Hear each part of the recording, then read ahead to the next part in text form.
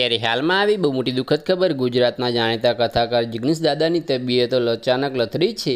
આણંદમાં ચાલુ કથાએ જિગ્નેશ દાદાની તબિયત લથડી છે। આણંદમાં લાંભવેલ રોડ પર જિગ્નેશ દાદાની કથા ચાલી રહી હતી અને કથામાં જિગ્નેશ દાદાની તબિયત લથડતા તેમને તાત્કાલિક કથા મંડપમાંથી સીધા હોસ્પિટલ લઈ જવામાં આવ્યા છે।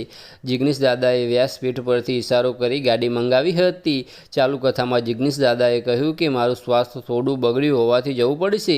વ્યાસપીઠ પરથી તેમને ઇશારો કરીને તાત્કાલિક ગાડી મંગાવી લીધી। જિગ્નેશ દાદાને અચાનક જ પરસેવો વળી જતા કથા મોકૂફ રાખવામાં આવી અને તેમને સારવાર માટે તાત્કાલિક નજીકની હોસ્પિટલમાં ખસેડવામાં આવ્યા છે।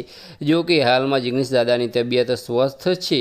જિગ્નેશ દાદાની તબિયત લથડવાના સમાચાર સાંભળીને હાજર રહેલા તમામ લોકો ચિંતામાં આવી ગયા। તમને જણાવી દઈએ કે વર્ષ 2020માં ભાગવત કથાકાર જિગ્નેશ દાદાનો ઓક્સિજન માસ્ક સાથેનો હોસ્પિટલનો વિડીયો સોશિયલ મીડિયામાં વાયરલ થયો હતો। તે સમજી જિગ્નેશ દાદાની તબિયત બગડી હતી। જિગ્નેશ દાદાની તબિયત કોરોનાના કારણે લથડતા તેમના ચાહકોમાં ચિંતાની લાગણી પસરી હતી।